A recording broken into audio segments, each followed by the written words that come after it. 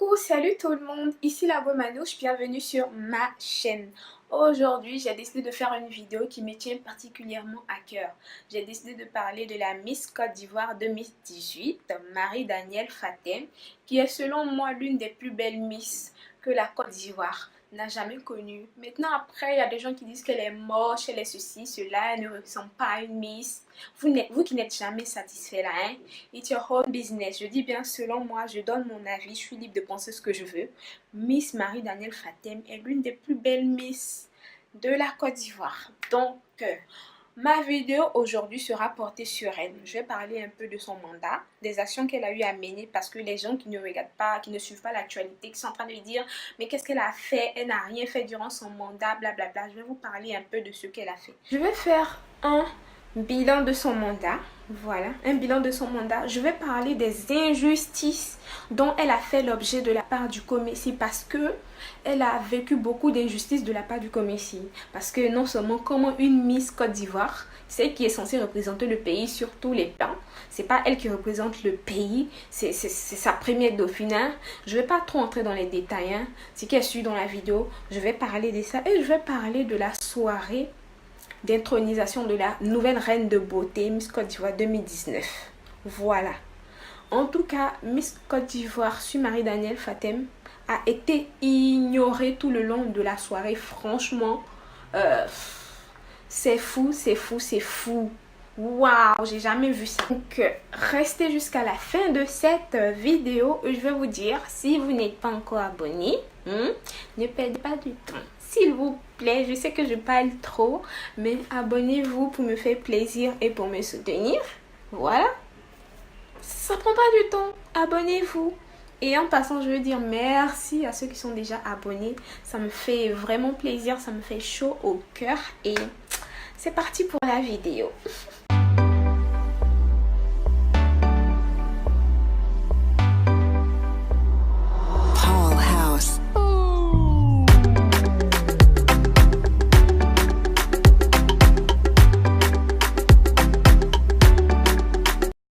Donc, installez-vous confortablement, ça va commencer. Durant son mandat, il est vrai que Miss Côte d'Ivoire 2018 a réalisé beaucoup de ses projets.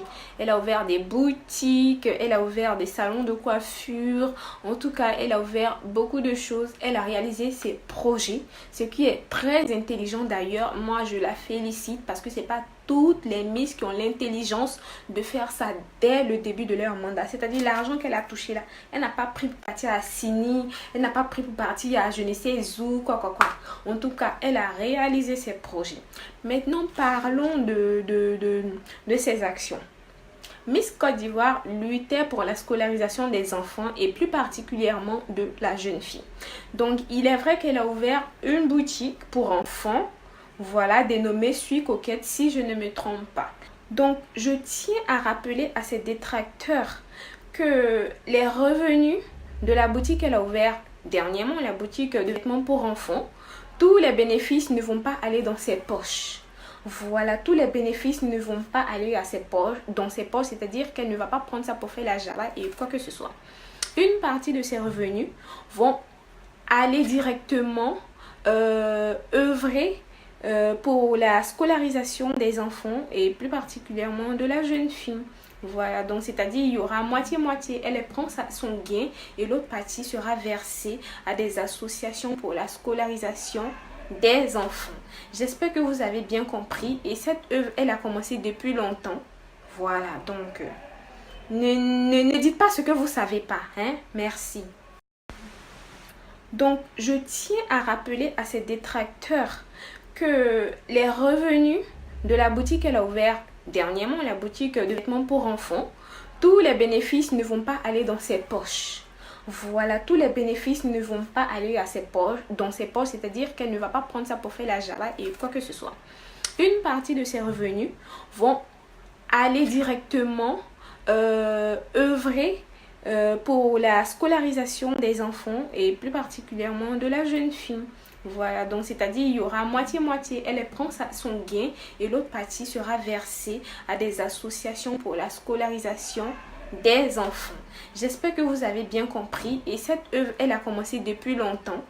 Voilà, donc Ne dites pas ce que vous savez pas, hein? Merci. Les gars, les go, vous savez tous que lorsqu'une Miss est élue, voilà, lorsqu'une Miss est choisie, elle est censée représenter son pays sur le plan international, sur le plan mondial, en tout cas, tout ce que vous voulez. Elle est censée porter haut le drapeau, je dis bien la Miss Côte d'Ivoire, et non c'est Dauphine et quoi que ce soit. Je sais que vous voyez déjà où je veux en venir. Donc, lorsqu'une Miss Côte d'Ivoire est choisie, c'est elle qui doit représenter le pays. Mais pourquoi, autour de Miss Fatem, c'était plutôt sa première dauphine qui allait faire le concours Miss International?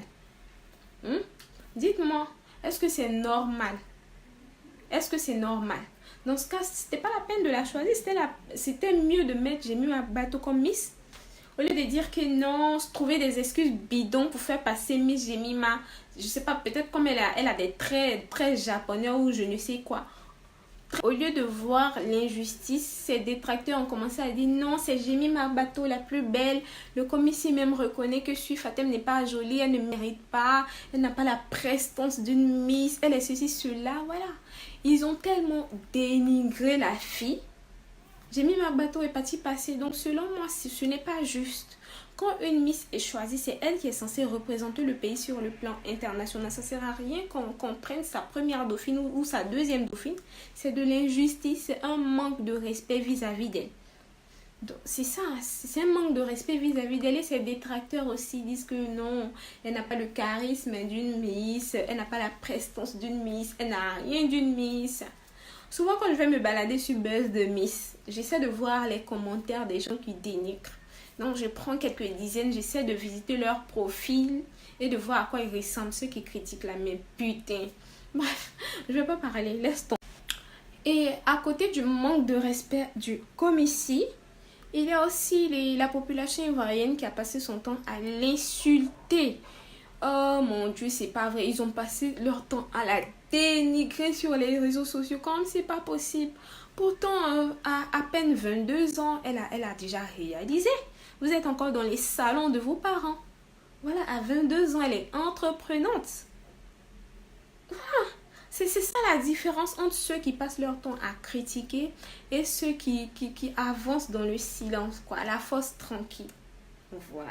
Informer le peuple ivoirien et en tout cas, je veux informer tous ceux qui la critiquent et qui pensent que avant Miss Côte d'Ivoire, elle ne mangeait pas, elle ne dormait pas ou elle ne faisait rien.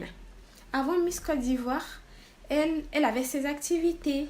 Puisque moi, je la connais. Je ne suis pas ici pour dire que je connais personnellement la Miss Côte d'Ivoire, mais on a fait la même classe. Voilà, on a fait la même classe à UKO, Université catholique de l'Afrique de l'Ouest. Je passe un coucou à mes amis de l'école. Donc, on a fait la même classe et elle avait un commerce de lingerie en ligne qu'elle appelait lingerie fine by Maids. Voilà, donc elle vendait des lingeries, des dessous pour femmes et tout ça. Et elle venait même de temps en temps à l'école avec une voiture. Bon, comment elle a eu sa voiture, ça ne m'intéresse pas. Mais c'est une manière de vous dire qu'avant Miss Côte d'Ivoire, elle avait sa vie et elle était bien. Elle était bien. Donc je veux juste vous préciser qu'avant Miss Côte d'Ivoire, elle avait une vie. Ce n'est qu'une étape, une fine étape de sa vie, quoi. Elle voyageait. Pour tous ceux qui ont passé leur temps à dire sur les réseaux sociaux qu'elle a dit que l'Eldorado c'est ici là. Elle fait quoi en France? Avant de faire Miss Côte d'Ivoire là, elle voyageait. Elle allait en France et tout ça. Donc ne pensez pas que c'est Miss Côte d'Ivoire qui a changé. C'est vrai que ça a été une étape importante dans sa vie, mais avant Miss Côte d'Ivoire, elle mangeait, elle était au calme. Ok, troisième partie de ma vidéo, ce que je n'ai surtout pas digéré, c'est le manque de respect, le dédain et l'ignorance du commissaire durant la soirée d'élection Miss Côte d'Ivoire 2019. Normalement, quand une Miss Côte d'Ivoire est choisie, c'est elle qui est censée passer la couronne. Elle est censée faire la passation de la couronne à la nouvelle Miss Côte d'Ivoire. Mais ça n'a pas été le cas. Donc, Miss Côte d'Ivoire, elle a été ignorée durant la soirée. Voilà, ils ne l'ont pas énoncé. Je sais pas, l'animateur de la soirée ne l'a pas énoncé pendant qu'il présentait les membres et tout ça. Normalement, on devait dire un coucou à la Miss Côte d'Ivoire 2018. Il y avait seulement que la représentante de la première dame qui a eu qui a eu genre la gentillesse et l'aimabilité et le respect de faire un petit coucou à la Miss Côte d'Ivoire 2018. À part ça, rien n'a été fait.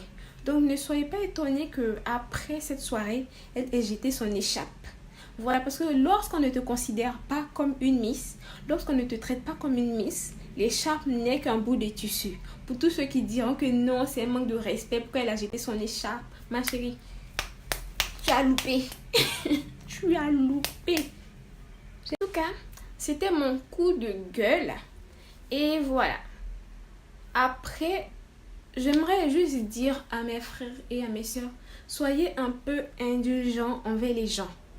Soyez un peu patients, parce que le fait même de se présenter à une élection, à un concours, c'est un courage. Il y a beaucoup qui sont assises dans leur salon là-bas, non seulement elles sont vilaines, ok, moi je reconnais, je suis pas jolie.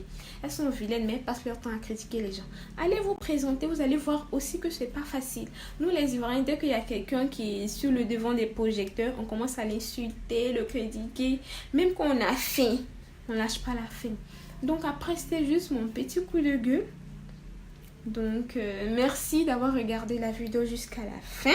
Et comme je le disais au début, n'hésitez pas à vous abonner. Je sais que je parle un peu trop. Moi, ma bouche là, quelqu'un va taper dessus un jour. Mais, avant que quelqu'un ne tape sur ma bouche là, ma bouche qui parle trop, ma bouche qui dit les trucs là, abonnez-vous. Et après... bisous, n'hésitez pas à aller me follow sur Instagram. Mon Instagram c'est manouchebébélove. N'hésitez pas à aller me follow là-bas. Et puis, à très bientôt pour une nouvelle vidéo. Bisous, je vous aime. Ciao.